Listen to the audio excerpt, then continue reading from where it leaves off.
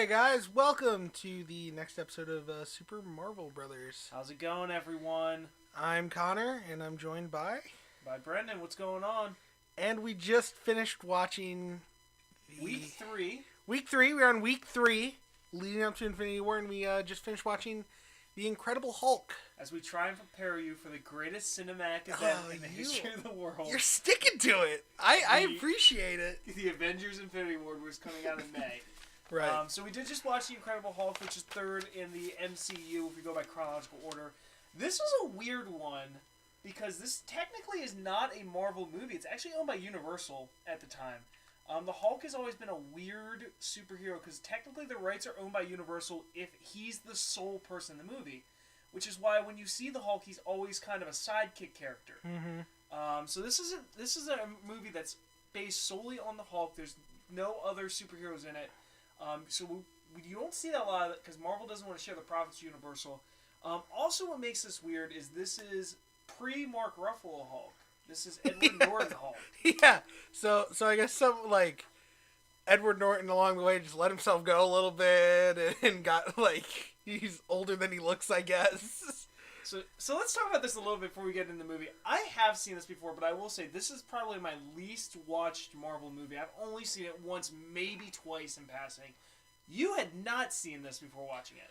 Rewatching it, I think I've caught a part of it. I think I caught a part where he met the other doctor guy. Okay. So, but that might have been on FX or something. This was a huge FX movie 3 years ago. It was on every other hour on FX. So yeah, I could see that. Directed by Louis Leterrier, famous for other movies such as Driver, I think it was, Transporter, which same difference. Yeah, basically. So let's just go into it here. We start off with the movie. We just jump into it. There's no real origin story. You kind of get in the credits, but you don't sit down and spoon feed you the origin story, which I love. I love when movies do that now. Especially when it's an iconic hero that you know the origin story to. I mean, the Hulk is working on some experiments, got super irradiated and turned into the Hulk. That's all you really need to know. And I think it's awesome when you get an iconic hero who everyone knows the backstory to, and you just throw him in look, you know how this happened. And also, it might help that this wasn't the first Hulk movie to come out. This is actually 4 years after the terrible Ang Lang Hulk movie, which is terrible when they do the entire origin story. So maybe they're just banking on the fact that you should know this. It is an iconic character. It's not it's not necessarily like an Iron Man where you've got to kind of explain it a little more. Yeah. This is someone who's been in movies. People are kind of aware of who the Hulk is. So we start off. He's like a janitor in a soda factory in Brazil. In Brazil, and it just shows him he does all this. He's cleaning, and then he fixes some electronic thing, and he cuts himself, and the blood spills onto the the production line with all the soda bottles. So he freaks out and he stops the line and he goes and cleans up what he thought was all the blood, but some blood got on the inside of a bottle. I do want to point out that the factory owner was so agitated he had to stop the line because someone spilled blood. Even we don't know, he doesn't know he's the Hulk. That's fine. Bloodborne illness is yeah. You don't want that in your food or drinks. That should have definitely been a thing. Someone was like, okay, well that's reasonable. I just gotta say the worst QA department. I haven't worked in a factory, but I'm pretty sure there are people checking the product before they get packaged. Oh, it's very obvious. There's blood in there. Oh on yeah, there. yeah. They make it very obvious in the film. And that actually leads to, I believe, the earliest Stan Lee cameo in the MCU. We get this in the first 10 minutes of the movie, I think. I'm glad he got it. It wasn't a side gag. He got some focus. Yeah, you focus on him. He drinks this contaminated soda. No, he does not turn into the Hulk. Unlike, I wanted that Simpsons episode. Do you remember that? Where it happened once, really. You almost had it there. But no, he just keels over and dies. So apparently Stanley's dead now. Well, you forgot his one spoken line. Oh. Wow. That's just, wow. and then he falls over. And you come back to the soldiers and they're like, had a little more kick than he was looking for. Yeah.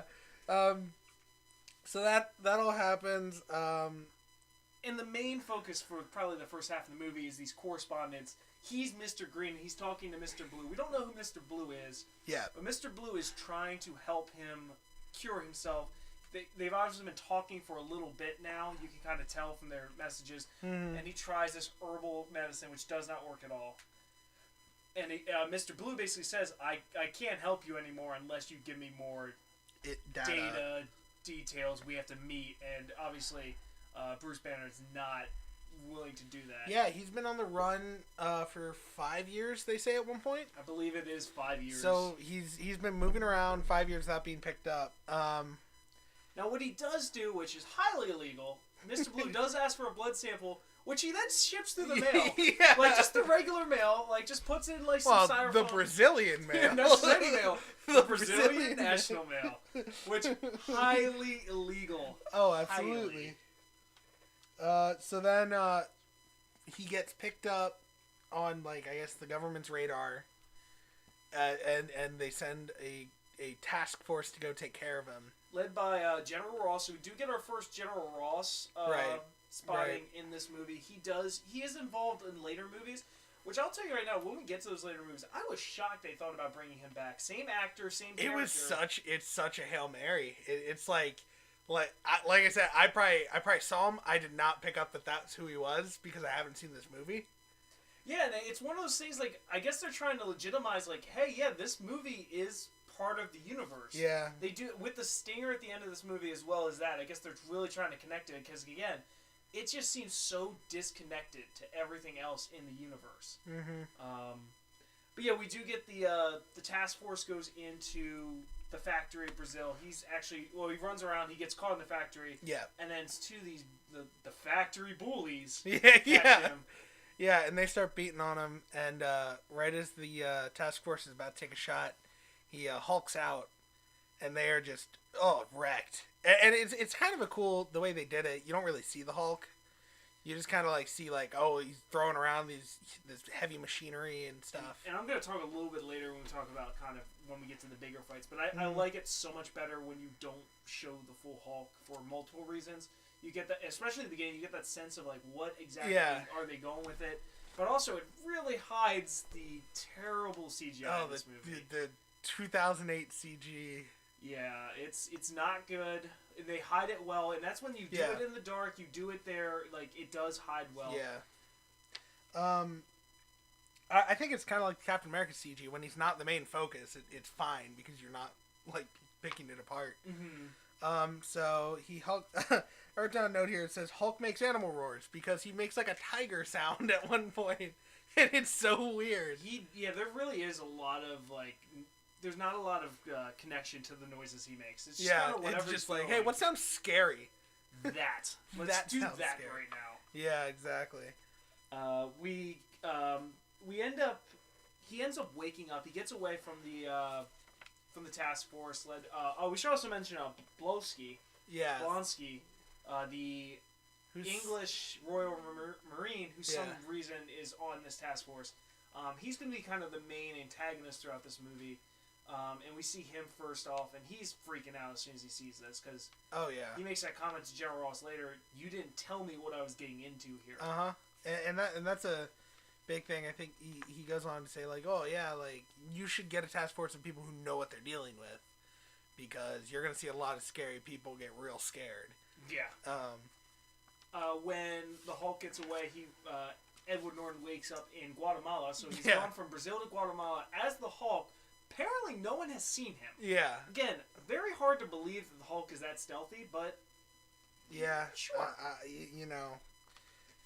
When she meets a nice truck driver who doesn't speak Portuguese, and somehow Edward Norton gets his way through that. Or I'm sorry, Bruce Banner gets his way through speaking, I guess, generic Spanish. Yeah, he's able to get enough, and he ends up in Mexico. And then we really are skipping ahead because I want to focus on the fact that they managed to put in a sad Hulk piano from the old TV show, which was made such a joke of. They do throw a couple like throwbacks to the old thing, which is kind of nice to see. I guess before I go to that next point, I should point out we also do get the super soldier serum in this movie. So there's your one. There's very few of these because you got to remember this was like the second movie to come out. The infantile stages of the MCU. But they do bring it out, the super serum. Blonsky says he wishes he had his mind in a body 10 years younger. Yeah, because they bring out, he's like 39, which is pretty old to be doing that, like task force stuff, and Ross does confront him and be like, oh, how old are you, like 45? And he's like, I'm 39. He's like, it takes its toll. He's like, yeah, but if I could have my mind in a body 10 years younger, like things I could do. To which General Ross then goes into this secret compartment, pulls out the one vial of super soldier serum they still have. Which again, I'm going to point out, they're giving their one, I'm assuming their one vial. Doesn't look like they have a lot of this. Right. And based on the Captain America movie, most of it is broken. Mm-hmm. They're taking the one vial and giving it to a British guy they just met. Yeah, pretty much. Like, he's more of a mercenary than anything. Yeah, and especially the vibe he gets. But they do inject him with it. So we're led to believe from this point on, he is maybe not Captain America level, but pretty close. Pretty close. He's like peak human. Yeah, I mean, I don't think he's as strong as Captain America because there's some other stuff going there with the Vita Rays. The Vita Rays. There's no Vita Rays in here, but he is obviously an enhanced soldier now. And it's kind of nice to see that the vial looks almost exactly the same from Captain America. So that's a nice little piece that you could have easily forgotten, but they did bring that into here. And then we go into Bruce Banner ends up in the States. He ends up in Virginia. We get from Mexico to Virginia in 2 weeks. Yeah, it's like 13 or 17 days, I think it was. 17 days from Guatemala. Yeah. To Virginia. To which the only solution we could come up with is that the Hulk is one hell of a swimmer. What I want to believe, instead of trying to go through the borders and doing that, the Hulk swam from Mexico through the Gulf around Florida and landed in Norfolk, Virginia. That's what I want to believe. That's the only thing that really would make that much sense to me. But he goes to Culver University, which is where we meet Betty Ross for the first time. She is a professor at the college, and we find out later a former co-worker and love interest of Mr. Bruce Banner there. I want to just talk a little bit about her. I remember when I first watched this movie, and as we got into more like the Hulk building into the MCU, I was like, it would be so cool for her to be brought back into this.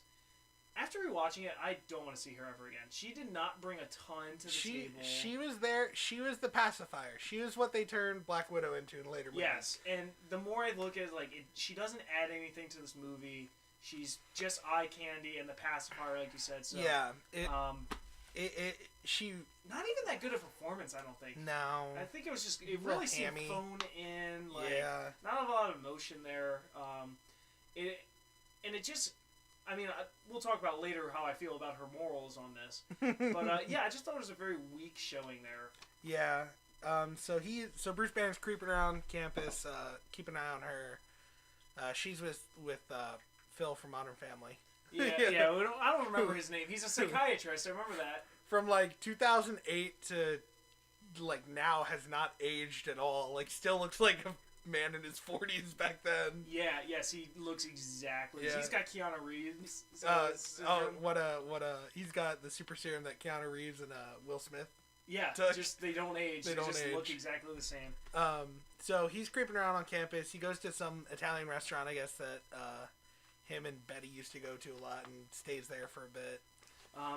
And then he actually gets a I'm using air quotes here for everyone.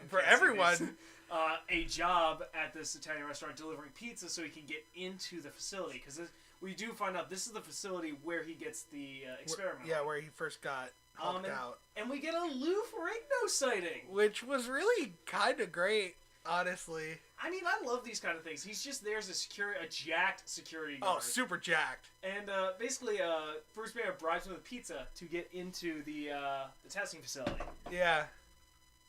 It's pretty great. So that was a nice little cameo.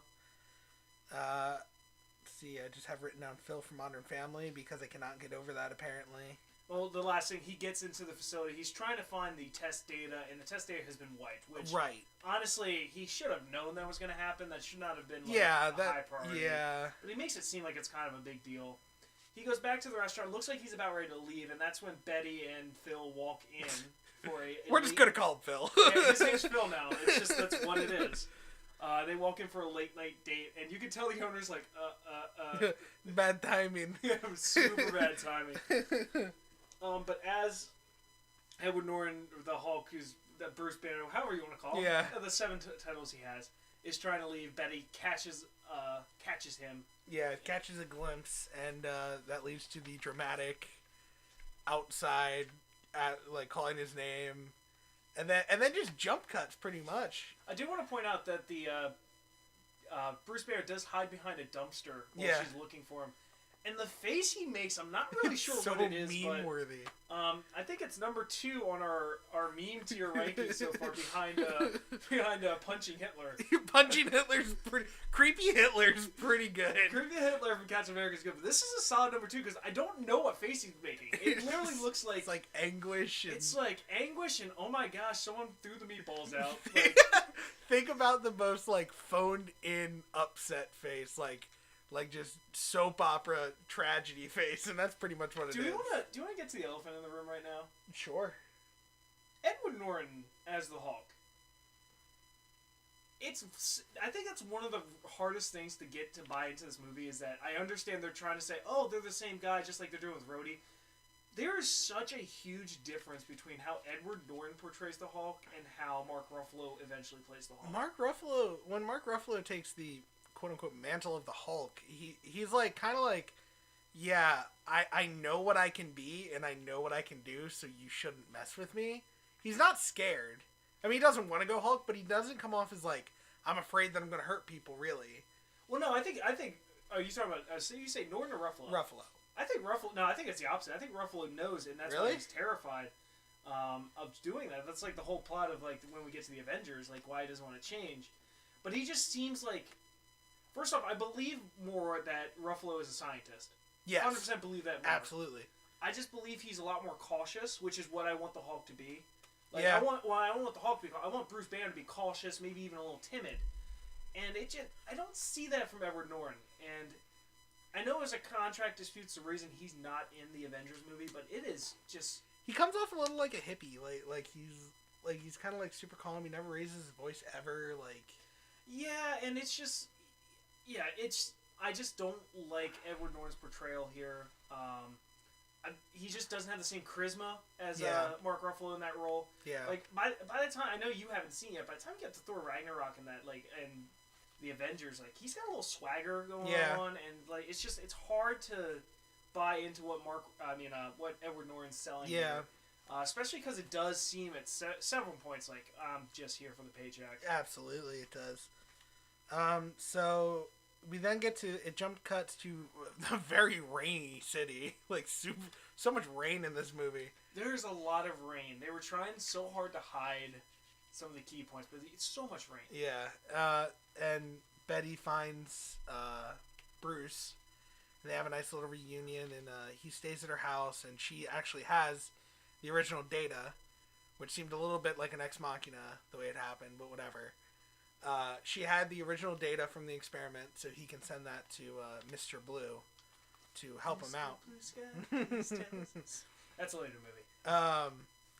So then as they are getting ready to kind of depart, the college campus happens. Yeah, so we get to this college campus, and they have tracked him down there to the college campus. I don't really remember how they were able to do that. Do you remember? They never say how they're able to track him. They just find him. Okay, so they did just find... Well, no. They did. Because after that college campus situation, Ross says Phil tells... Right. They've talked. Yeah. Freaking Phil. Phil, you snitch. Snitches get stitches, Phil. A lot of people get stitches in this movie. Oh, so much human pudding. So much human pudding. So we do get to the college scene. Edward Norton does eat the zip drive. Oh, yeah, he downs that. Yeah, so you get that scene. You don't see him eat it, but you get... It's implied. It's heavily implied. And then so they trap him in the, glass hallway, essentially, between buildings. Yeah, and they start putting the gas in. And I don't think, necessarily the gas is what turns him on, but turns him into the Hulk. But you see that Betty is, chasing him. And the soldiers are grabbing her. And that's what I think really turns it in. Yeah. And then we get our first, daylight shot of the Hulk. Yeah, which looks like pea soup green and is like... It's not pretty, but I want to give this movie credit where credit is due. The action scenes this movie does do, I think, are very well done. It does chase well. scene Yeah. in Brazil, The chase scene was really cool. The factory encounter in Brazil was done well. I thought even this fight, even though the CG looks terrible, like, there's a lot of... You could feel the weight of the Hulk's punches, and obviously he's not just, The mocap or the animation of it was done well. The visual of it was not done too well. And we've got to remember, this movie is 10 years old. Yeah, it's 10 years old, so for the time, I'm sure it looked good. But I do want to give the credit, like, because I don't think this movie's spoilers. I don't think this movie's going to score super high on our scale. But I do want to give it the credit that it does do action scenes pretty well. It does. It has that going for it, which is good because it's the Hulk. Like, if you didn't do fight scenes well with the Hulk, you kind of just botched the whole movie. Mm-hmm. So we get this fight scene at the college, which is pretty cool. We see the Hulk first he's just tanking bullets. Oh, yeah. Then you love that scene. He takes the engine out of one of the Jeeps and just chucks it. He rips the, engine block out of a Jeep, then just, bowls it across to hit two other Jeeps and just explode. It's the coolest thing. Blonsky goes out. Now, we gotta remember, he has the super soldier serum. He's peak human right now. Peak human. Goes out, he's doing these crazy flips, shooting the Hulk, doing absolutely nothing. Yeah. And then... Oh, yeah, before that, that's when they bring the sound cannons out. Yeah, they bring out these Jeeps with, giant speakers on them and blast the Hulk with sound, which if you're gonna incapacitate the Hulk... It makes sense, you use sound waves to, make sure you disable him. Yeah, because your bullets aren't doing anything. Yeah, you can't hurt him physically, so you gotta kind of attack his senses. But then the Hulk has his giant metal shield. Oh yeah, things. he rips metal off things and has these cool shield boxing glove gauntlet things. He's a big fan of these in the movie. Yeah. Not the only time this happens. Yeah, this is the first time it happens, but it's definitely not the only time it happens. But he does disable the Jeeps, and that's when Blonsky comes up to him. Yeah, he just walks up, just walks right on up, and Hulk's not hitting him or anything, and then he says something to him. I forget what, but then the Hulk... Is it is that all you got? Yeah, he says, is that all you got? And then he just gets, backhanded and flies, I just think general guess, at least 40. I think you were accurate on 60. He's 60 moving. miles per hour into a tree. And that's when we get probably the catchphrase of this movie. Human pudding. Human pudding. Because the next scene you see him in, he's just in a full body cast. And... it is almost cartoonish. The cast he is in later, Blonsky. Yeah, really. But before we jump too far into that, we get they bring the gunship in. And this scene I didn't get at all. Because... Betty Ross is out there with the Hulk trying to calm him down. Mm-hmm. And then the general says fire. Yeah, while his daughter's right there. And they start firing, and then as soon as he starts firing, he's like, hold your fire, hold your fire. It's you're at the same spot. No information for you has changed. So 1 second has passed. You had to have known she was out there when that happened. Right. But they fire, the Hulk protects her, and then the Hulk takes out the gunship. It explodes. Again, he protects her. Engulfed in flames. She's dead. She's dead. If she's not dead from the impact, she's dead from the heat. And if she's not dead from the heat, she's dead from the lack of oxygen. Or she should have, serious third-degree burns. Absolutely. Because that... Yes. Yeah. Yeah, it's... I mean, and, comic book movies, like we always say, you have to suspend your... Or whatever it's called. Suspend your beliefs. Suspension of disbelief. Yeah, suspension of disbelief. That's it. You have to do that because you're dealing with a comic book movie. But there's just some things when you're engulfed in flames, only protected by essentially another human body. And there's no way he's making an airtight seal. There's no way the Hulk knows how to do that. No way. But he does pull her out, and we're assuming that she's alive. She's limp here, but we're assuming she's alive. And then suddenly, after the super sunny, happy Virginia day, just a downpour, torrential. There was no clouds. There was nothing to signify it's this. still sunny in the next scene. Like, it really? is still sunny in the next scene. You're right. Yeah, so this rain just apparently is just falling on the Hulk. He's having a bad day. Yeah. And he jumps off. Last point about this scene I want to point out. A couple college students are filming. Yeah. A couple college students are filming all this happening on an iPhone. Which means that they have a better phone than Tony Stark. Because in the last movie, maybe not Tony Stark, but Tony Stark's associates all had like flip phones. Yeah, and they were like using like razors. Yeah, like, and here these college students have iPhones. Yeah, so yeah, what's that tell you about America? I mean, obviously, the millennials are ruining this country with their obsession with Apple products, and Tony Stark is a hardworking American that uses razors. Yes, clearly. And then the next scene is Phil talking to Ross because they're moving all of Betty's stuff out of her house. And it's, Ross said, like, oh, you did the right thing by telling us, like, he was here. And then Phil just kind of rips him apart. He's just like, I know why she doesn't talk about you. Like, yeah. I mean, as aggressive as Phil can possibly be. Like, the most aggressive a psychiatrist can be. Like, at one point he's like, I take it as a point of professional pride to know when people are lying, and you're lying. Like, it's the most pathetic aggression on in general. I can't understand how he doesn't get any more movie spots. Yeah, right? It's so hard to believe that he's only working in television and, like, cartoon movies now. We do get the cave scene then.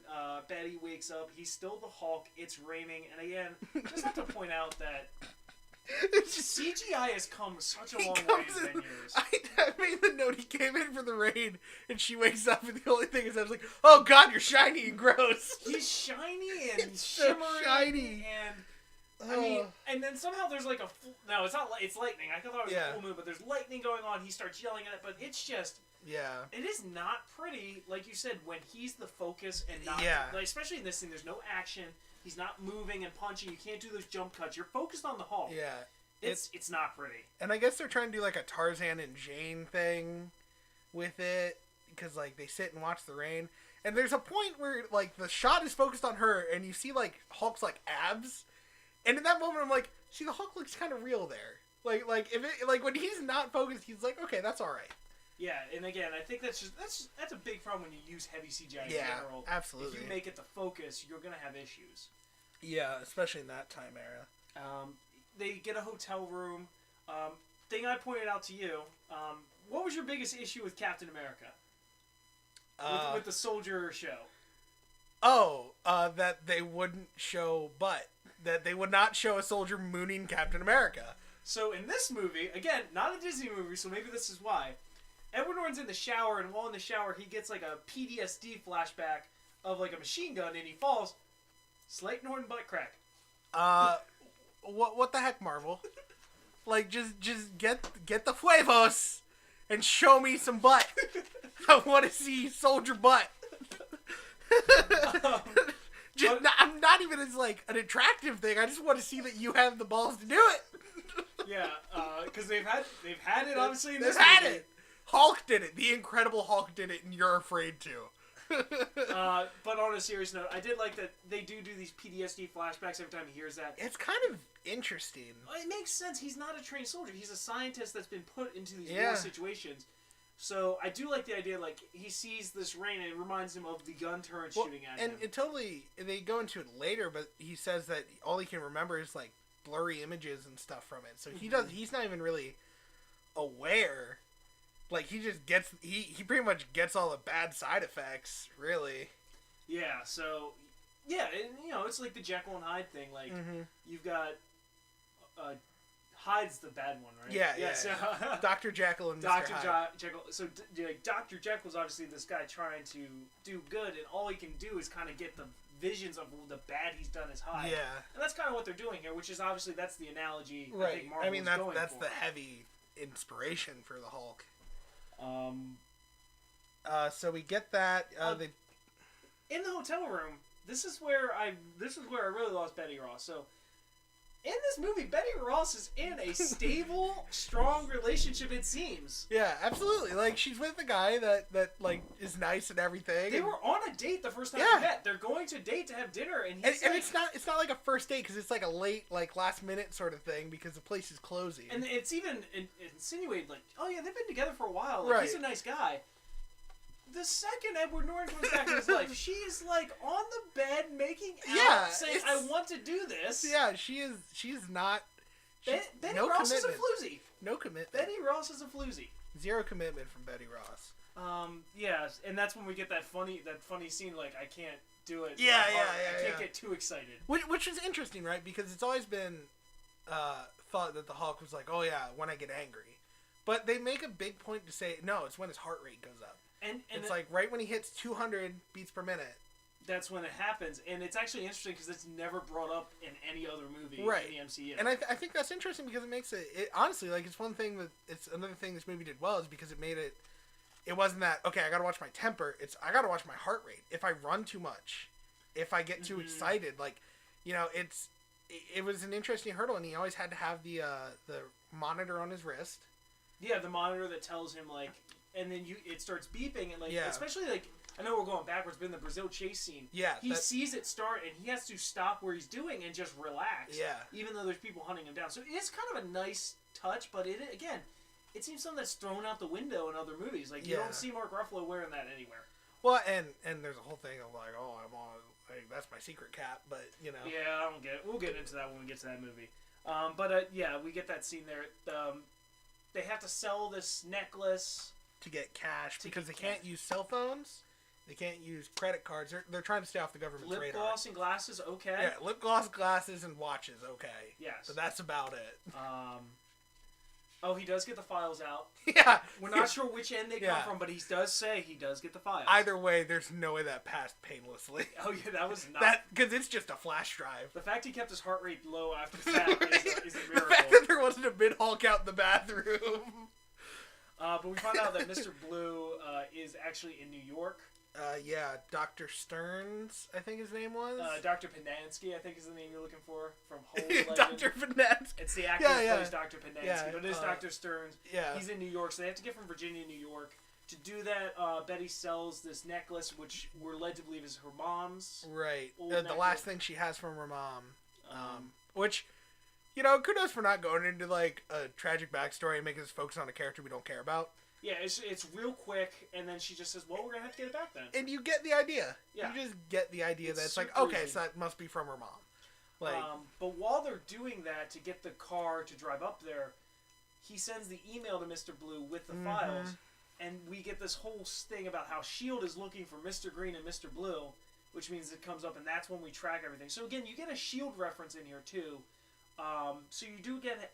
There's soft connections here. Like, it wasn't like it's totally forgotten and they're trying to, like, retcon it. Yeah. There are things you can build on here. Absolutely. We do get to New York City and then we meet Dr. Stearns there. Yeah, and he is eccentric, to say the least. And he goes on to be like, oh, yeah, like, it's amazing that you're in this scenario, blah, blah, blah. And, like, so he essentially devises a quote-unquote cure. Yeah, but he keeps always saying... It could cure you permanently. It could cure just this instance. We're not sure. Yeah. So we go through this. He does a transformation on the table. And they put the cure in. It seems to cure him. It stops the transformation. Yeah. Which is the most body horror this movie gets because, like, you see, like, it's kind of the main focus. Like, you see him transform, and it's like. Muscles bulging and bones cracking. Veins. The veins are I was like shivering like watching this. Yeah, it's kind of a gross scene, but it's not a horrible one. It's fine. Like, I kind of like it, like this idea that, you know, this is what it looks like. He's obviously in pain while it's happening, so you kind of like that. Before you go too far away, Blonsky is healed. Oh yeah, Blonsky, like a day, like maybe a day after he was in the full body cast, is like done. Like he's out of the cast and everything. So Cap America, pick up the pace, dude, because I don't think. Well, we haven't seen Cap go human pudding yet, I guess. Yeah, I mean, but we've seen him beat up, and it's not nearly that quick. Yeah. But I guess he's got Wolverine in him too. Who knows? Yeah. That healing factor. So then they go into... So Blonsky's back, and they give him another injection. Did he give another injection there? I believe so. Because it's before they go... Yeah, I want to talk about Blonsky a little bit. I don't get the motivation. Like, he's supposed to be seen as, like, this elite Royal Marine. It would have been better if when they introduced him, or, like, when he got in... Or, like, during soldier chat or something, you know, they asked him, well, why are you doing all this, like, at your age or whatever? And he said, like, I'm just looking for a challenge. Or something. Like, something to say, like, okay, here's why he wants to hunt the Hulk. Or better yet, don't make him military. Make him a mercenary. Like you said, he's got that motive anyway. Why do you have to make him a Royal Marine? Yeah. Because when I think Royal Marines, I think of people that, like, take orders and do that stuff. I don't think of someone who's, like, gonna go rogue like or like a hunter or something. Like, something... And he says early on in the movie, like, oh, well, sometimes you just do it and then you walk away and move on to the next. I can't walk away from this. But it's like, why can't you? Yeah, it's never really explained, like... And then he's just always... Once he has that taste of the serum, he's like, I want more. Yeah, it's like an addiction. And, again, I wish I would have gone more into that. Like, when you get to the climax of the movie here, it just seems kind of out of place. Like, you can kind of say, okay, I kind of get it, but it's not really built up. Yeah. It's just like, okay, we need an antagonist, and here he is. So, that was interesting. So, while Banner's talking with Stearns about it, they find out Stearns essentially duplicated a lot of his blood. Yeah, he's got bags of this, like, super gamma ray blood. Yeah, and he's like, oh, yeah, we can do so much with this. Well, and Banner's pretty much like, no, you got to destroy it. Like, you got to incinerate this stuff because it is not, like, they can't have it. And Stearns is just like, no, I can win the Nobel Prize. There's so much I can get out of this. Yeah. And then this was a legitimately, like, comical scene for me where he's like, you know, I hate the government as much as the next guy, but we're being a little like paranoid. As Edward Norton's getting shot in the back of the neck with a tranquilizer. Yeah, that was pretty great because, like, the second he finishes, the window breaks and he's shot. So then the army pretty much swarms the place. Blonsky gets there first. He's using his parkour crazy... Which, you know, every super soldier naturally learns as they're injected. It's just muscle memory. Yeah, parkour. It's in the serum. In the serum. One dash of parkour and the serum's done. Yeah, and he... Banner gets captured. Banner and Betty get captured. Still not sure if Banner can turn to the Hulk again or not. Like, they are totally not sure if it was a one-time deal or permanently. And then we get this interaction between Betty and General Ross where she's like, never speak to me as your daughter again. And again, just because of how undeveloped her character is, it's just like, okay, like, cool. Well, it's okay because no one's going to speak to you again in this Yeah, right? You're pretty much done. So Blonsky then meets up with Stern. After taking out another soldier who was talking to him, meets up with Stern and says, like, it says something about wanting to be, or you saw what he turned into. And he's like, yeah, I did. It was beautiful. He's like, yeah, I want to be like that. And so... And Stern says the thing like, well, looks like you got something in you already. If I don't know what you have, you could become an abomination.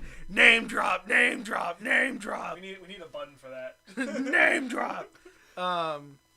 Yeah, so that's where you get your villain name, and basically Blonsky just picks him up by the neck and says, "No, you're going to do this." So while they're trying to take a Banner away, he gets infused with Banner's blood, and we can just see, you don't see the transformation, you just see the shadows. Stern's trying to reason with him. Nothing happens. He gets bashed aside, and then I like this little touch here. You see the blood drop into Stern's head. Yeah. And you see a little bit of mutation, and he kind of wakes up, and it's like, I guess they thought maybe there was going to be a sequel to this movie. Yeah. But I kind of like that now that we're in a bigger universe, you have this kind of villain that's, you kind of have enough background you could throw in there and build on. I mean, the thing is, there is such thing as Blue Hulk in the comics, and so maybe that's why they called him Mr. Blue. I thought it was looked more like a smart, like... Well, and that's what... I'm pretty sure that's what Blue Hulk is. Oh, is it? He's like Hulk, but smart. Okay. So, maybe that's what they were going for there. But, I mean, it's a nice thing for Marvel. They don't have to use it. They could never show him again, and no one's gonna care. Or they could just bring it up in a side conversation. Yeah. Like, oh, you don't know what I can do. And it's like, yeah, I took care of a big blue guy before. Like, like just throw it in and then maybe like... Or maybe even, for all we know, use it in S.H.I.E.L.D. because neither of us watched Agents of S.H.I.E.L.D. Yeah, I watched like half a season. I tried season 1. It was rough. I Yeah. heard to get back into it, but... So then we see the Abomination just start tearing through Harlem, and they basically say, like, the only chance is the Hulk. And Edward Norton does the heroic thing of jumping out of the helicopter, not knowing. Yeah. And then he realizes halfway through, he's like, ah. Because the whole thing has been, like, he's, like, freaking out, and then he opens his eyes, and they're green. And that's what he does. He, like, falling through the air, and he opens his eyes, and they're still blue. And he's like, oh, shit. And then it's just like... Not the first time he does this, too. So I want to point out there are other movies where Bruce Banner is going to jump out and not transform right away. Yeah. So he's not learning from this. Yeah, no. So and then he hits the pavement. He like goes into the pavement. It turns into human pudding because that's the only thing. That's it. Your bones are jelly. Like they're not even. They skip powder. They skip fractures. They're jelly. Unless like when he changes, he's automatically fully healed of everything. I mean, it's iframes, right? Those invulnerability frames in video games. Yeah. You get hurt, you blink, and you're invincible for a little Yep. bit. So, yeah, he comes out the Hulk, which, whatever. Sure. Suspension of disbelief. And then we get the Abomination, which is like a gray Hulk with spines and like, bald. Can talk. And can talk a little more than the regular Hulk. And the rest of the movie is just kind of a monster beat 'em up. There's some cool shots in there. Yeah, he like Hulk rips apart a cop car and uses his boxing gloves again, and pretty much beats the crap out of him. We get the scene where they're on a helicopter. Which, by the way, I'm gonna guesstimate here. The Hulk, when transformed, probably 800 to 1,000 pounds.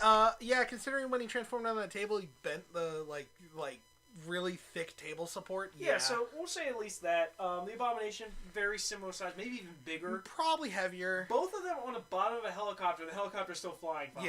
Yeah. I mean, there's a little stress, but he's not falling. Yeah, no way. That motor's blown. No way. And then we get that scene where he saves Betty Ross, who's about to be engulfed in flames from the exploding helicopter. And which honestly, not the first time within the past few months at least, so why not? You'll be fine. Yeah, I mean, she's basically Daenerys at this point. But he does the big clap. Yeah, he does the thunderclap thing, and it like puts out the fire. Girls love the clap. Yes. Yeah. So that was kind of cool because that's kind of a Hulk move, like doing the clap and then so much force that it. Yeah. And then I mean, the fight was just so kind of meh for me. Like, I mean, there are some cool shots, but it's just like, it's the Hulk fighting another Hulk. Yeah. It's like I think the best fights are the ones where you see kind of conflicting strengths. Yeah, and this was like, okay, it's Abomination.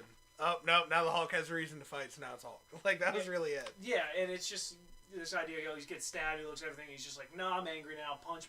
And I mean, to be fair, that is the Hulk. That is kind of the Hulk's thing. Yeah. So we get this final scene. Hulk's about to kill him, and Betty tells him to stop. Which why? I guess, yeah. Like he's a monster. Why? Like clearly he has malicious intent. I guess, and it's not because I guess the Hulk has to be the hero in the end. But Edward Norton's not going to remember it. He's made that clear. He's not going to remember it kind of would have been interesting. It would have been like the whole like Hulk's totally different person. Clearly Bruce Banner, the character we know throughout this movie, would not do that. The Hulk's not Bruce Banner. Mm-hmm. I think it would have set that line in the sand. I'm not sure if that would have made the movie better or worse, but it would have set the line in the sand. Yeah. Now the one thing I guess the one thing if you want to take away from this, we don't see the Abomination die, which means he's still around. Potentially. I know someone has told me he has been mentioned in S.H.I.E.L.D., Agents of S.H.I.E.L.D. Okay. So, what I would love if they did like some sort of tag team villain squad and the Abomination's on it, like an anti-Avengers. Like later on, if you got him, that would have been cool. You got the Red Skull still kicking around, we think, in there. Like he's a super soldier, pretty much. So when we get to Spider-Man, there's a couple of those people hanging out. Like, yeah, it would be kind of neat to like see like an anti-Avengers, but Yeah, it's not. It's nothing. I mean, I'd rather see an anti-Avengers in like an animated movie. I think. Yeah. Than like you a can do so MCU. much more. I think Yeah, in an animated yeah. movie. I think if you got like Doc Ock, Red Skull, Abomination, and like other and like super nemesises that I can't think of at this moment. Yellow Jacket maybe do an Ant-Man. Yeah, Yellow Jacket for Ant-Man. We then end with Edward Norton's in Canada now. He gets the necklace back, mails it back to Betty. He does some sort of yoga, and it's like implied that he can now control the Hulk. Right, which I guess makes sense for Avengers. Like, yeah, but not really, because he can't control it on the helicarrier when we get there. So, well, that had some. There's a lot going on, but still, like, off-screen control because, sure. Yeah, I guess the hero had to gain power from this, but whatever. And then we get our final scene, the Stinger, which. Again, they're trying to connect this movie. You get Tony Stark walking into a bar to meet Thunderbolt Ross. And he says, I'm trying to put a team together. They kind of have some snide comments back and forth. But yeah, so you got Tony Stark now connected to this. So I guess this was the way. We looked it up. Iron Man had come out in May of 2008. And this came out in June. June. So it was a 1 month difference. So I guess what you're trying to do, these are made by different studios. You're trying to say, though, this is connected. They're trying to build off this Iron Man success. Because Iron Man was a big success. Mm-hmm. This movie was not a big success. Hold on one second. Well, we're not done our summary yet. I'll get into that when we get into our grading. My opinions of it. This movie actually does not make... Its budget was estimated $150 million. It makes $134 in the U.S. Worldwide, $263. So... I mean, it wasn't a total failure. So usually the way I've been taught about this is you take half the budget into marketing. Mm-hmm. So if it's making a profit, it's very small profit margins on this absolutely. movie. So it's obvious why we don't get a Hulk. I mean, we don't get another Hulk movie. Do you think the Hulk can support its own movie, even with Mark Ruffalo? Or do you think he's just better as like a side character? I think Mark Ruffalo's Hulk, because he's more developed now, and it's a totally different mentality on it, I think if put in with the right supporting characters, if maybe Black Widow or something, like put in with the right supporting characters, I think you could do another Hulk movie standalone, but you would have to get Ruffalo, and you would have to get the right supporting characters. Yeah, and I know you haven't seen it yet, but in Thor Ragnarok, they do a good job balancing him. He's not the main character, but he's one of the major ones there. Okay. I mean, people keep saying, like, oh, I would love a Mark Ruffalo Hulk-only movie. I don't think you do. Because you've got to... It would have to be way more Ruffalo than Hulk. Yeah. It would have to be. Yeah, and I think people don't realize, like, that's what you're looking at there. Right. It would be more of a character's journey than a Hulk movie, I think. Yeah, and and I think you're right. If you did one with more supporting characters, you had like 2 or 3 smaller Avengers in there, kind of working with him. I think it could work. But yeah, I think he's so much better as a supplementary piece than he is as the main. Yeah, I think he fits into that better. Little side idea I just had: do a Hulk horror movie. A Hulk horror movie? A Hulk horror movie. I think that would be interesting. Like almost like a werewolf situation. I don't know. I think there's some validity there. As we're getting into the superhero horror movies with the New Mutants.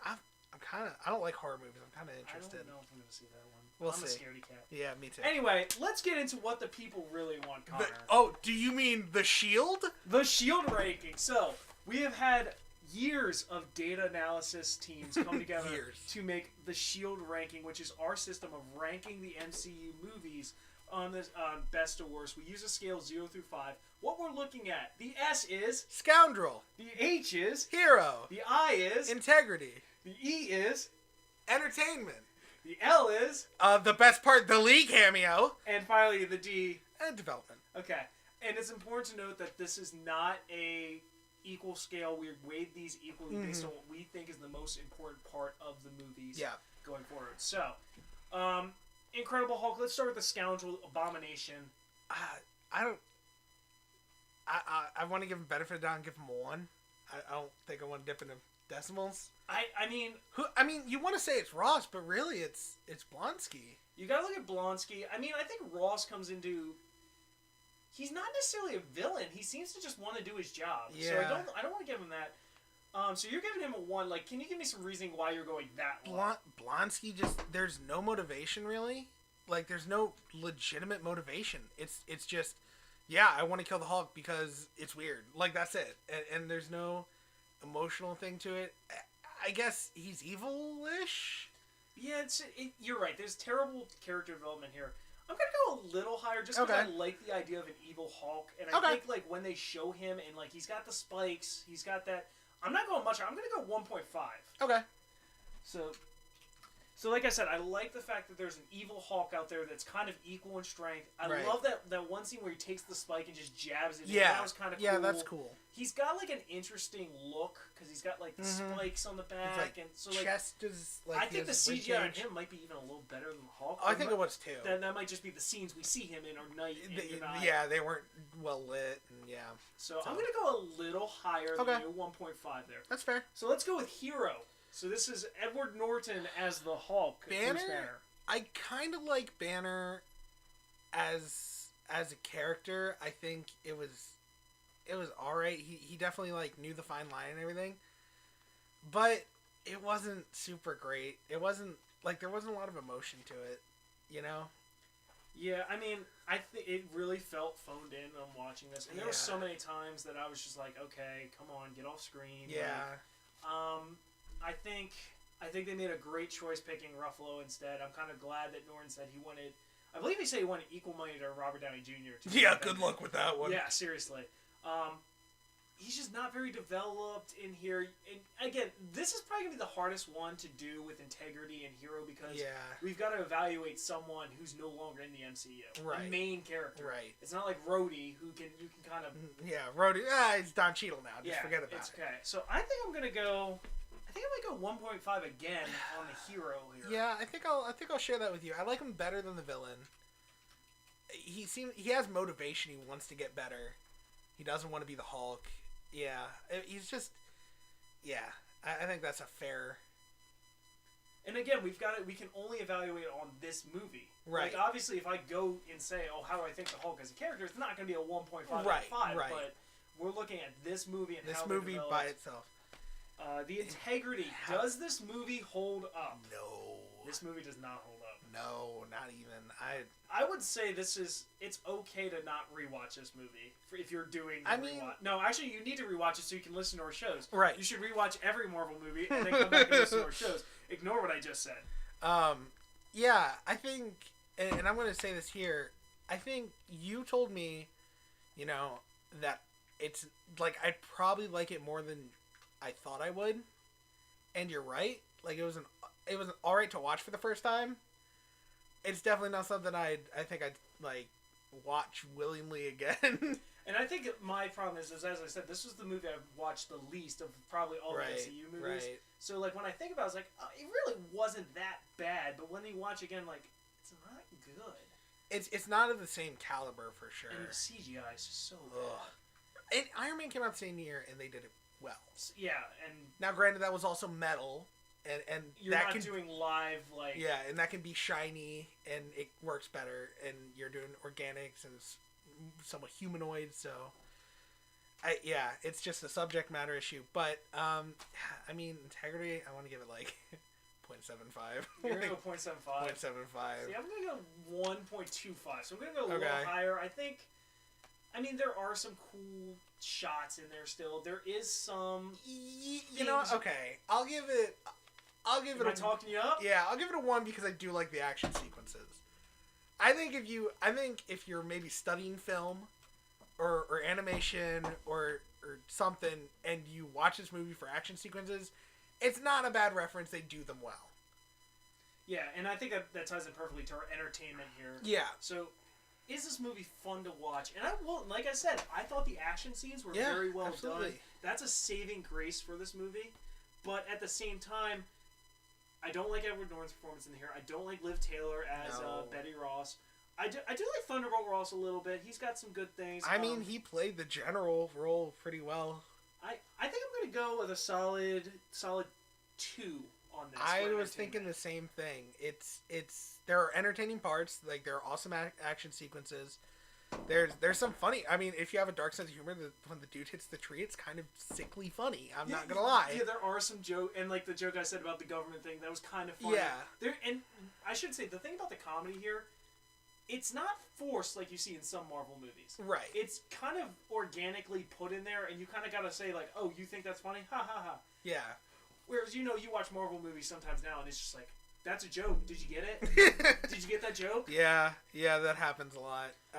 More so in Thor movies than anything. But... Yeah, and you haven't even seen the third one yet. I have not. Oh, I've heard good things though. So. Oh, it's good, but oh boy, with the comedy there. So next is my personal favorite segment, the Lee cameo. The Lee cameo. So Stan Lee again drinks the tainted soda and dies. I'm still standing by. It's better than Captain America's. It is a little bit better than Captain America's. Just if anything, for the wow.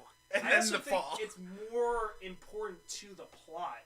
It was a plot important Stan Lee cameo. Because it's how they track him to Brazil. They're able to say, oh, he had gamma radiation from the soda in Brazil. Huh, go find the white guy in the factory. Yeah, exactly. So, 2? 2.25? I don't know if I want to give it a 2.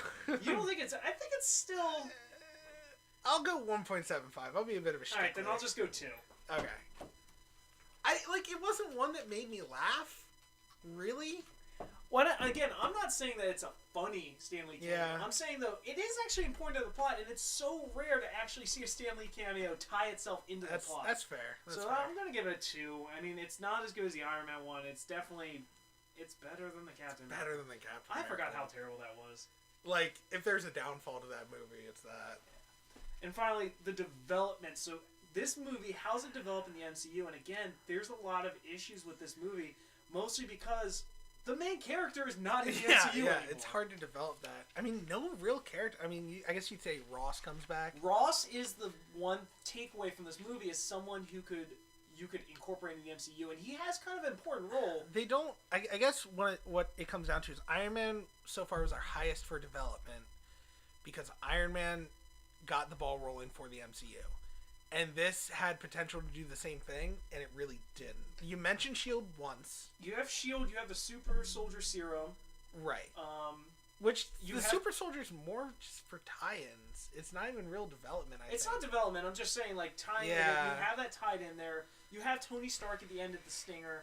But again, I think it's bad when the only thing you can take away is that the General is going to make a big impact in a later movie, in one movie. Right. Like, this movie, and again, as I say, watch every Marvel movie. You need to, like, check in on this podcast and listen to us and debate with us. But this is the one that if you cut it out, you're not missing much. I am the living example of that, because it was cut out for me and I did not miss it. I didn't miss, like, when Ruffalo comes in, it's like, okay, there's the Hulk. Yeah, and it would almost be, I hate to say it, almost would be better, I think, had you just been like, oh yeah, that's the Hulk. Yeah. He's been hiding in India and the first time you see him is the Avengers. Right. It would have been interesting. The Hulk's a character that I don't think needs... I don't want to sound contradictory. You could, I think, like I'll stand by my point, you could do a good standalone movie with him, but he doesn't need one. Yeah. You all you need is some backstory, even if it's a cutaway montage-y thing, some backstory of, like, okay, he got irradiated, became this monster, and now he lives with it. And there you go. He's almost be like a good foil to a character, not necessarily Absolutely. Not necessarily the focus, but like as like a contradiction, like kind of change a pace. Yeah, almost. absolutely. So again, development. I think this is 1.5 for me. I think. Yeah. I think with Ross there, you got that. You've got Tony Stark in there. And as I said, the one thing I do like, there's technically 2 villains spawned in this movie that you could use later. Which might change the score in like 20 years when they actually do use Blue Hulk, whatever. But I think 1.5 is fair. It's not.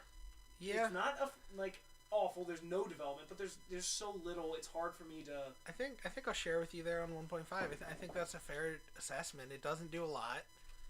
I mean, Captain America gave us Infinity Stones and stuff, and Iron Man gave us S.H.I.E.L.D. and kind of got the ball rolling for the superheroes and stuff. But, yeah, that's all we can do with it, really. Connor, I tallied up our scores. Yes, you did. I watched. And no surprise, I think, from where you can see, the Hulk is currently our lowest rated MCU. Lowest. Brendon, can you remind me what the number 1 is currently? Currently number 1, and I want to point out it's a very close race. Yeah, but it doesn't matter. Currently, Iron Man is number 1. Iron Man is the first. Followed by Captain America, the First Avenger, and then I'm not going to lie, there's a pretty big gap where and then you get to number 3, The Incredible Hulk. Again, we cannot tell you how our official score system works. It's top secret. It is top secret. Up there with the super soldier serum. It's locked up with the Ark of the Covenant. Top men. So yeah, Hulk is currently our lowest rated. I'm going to be curious though, if this, it has a chance, but I'm curious if this will be our lowest rated MCU movie. I don't know. Because we got some stinkers coming up. We do. So I'm going to be very curious to see if this actually stays our lowest rated movie. But currently it is our lowest rated movie. Connor, we're 3 weeks in to the greatest rewatch in the history of the world. The Marvel Cinematic Universe rewatch. Definitely probably the longest one. I can't think of a series with more movies in it. I mean, it's up there like, I don't know which longer. I'm going to do the math. Is this longer than a Game of Thrones rewatch? I don't know. My guess is no. It'd be close. Actually, probably not. Yeah, all those episodes are like an hour long. Connor, what are we watching next week? Brendon, it looks like if our list is right here, we're watching Iron Man 2. Iron Man 2. So we get our first MCU sequel. The sequel. So Iron Man 2 is going to be next week. Hot take before we get into this. I'm not a fan of this movie. Yeah. So I have not watched this in years. So it's going to be interesting rewatching to see how I think about it. You know, I'm just excited to see Rhodey as the same actor and totally not a totally different actor. Can we just talk about the first 2 movies in the MCU lost 2 major actors like it's right away? Rough, isn't it? And when they said they were going to make a universe, we were all freaking out. And now it's like, oh yeah, you know, Edward Norton is technically in the MCU. Yeah, technically. So, all right. Thank you for joining us again. Connor, if people don't like our ratings or want to talk about the MCU movies, they should just go leave and never talk to us. Well, yeah. I mean, why are you wasting your time here, you nerd? Get out of here. No. If you want to discuss with us, there's always the comment section, which we read between me, Danny, and Kanai. We always read all the comments, and with this, I will make sure to include Brendon in that, or at least send him the funny ones.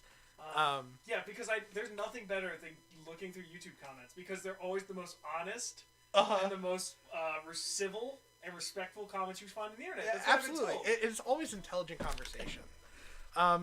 If you want to follow more Couch Gnome stuff, obviously subscribe, please. We do a lot of fun stuff. We stream on Fridays on Twitch, twitch.tv/CouchGnomes. We have a Facebook. We have a Twitter.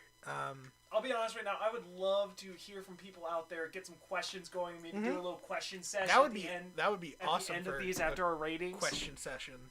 Do a quick Marvel question. Yeah, I think that would be awesome, and it could be on movies, comic books, favorite characters. We are a podcast of the people. Podcast of the people.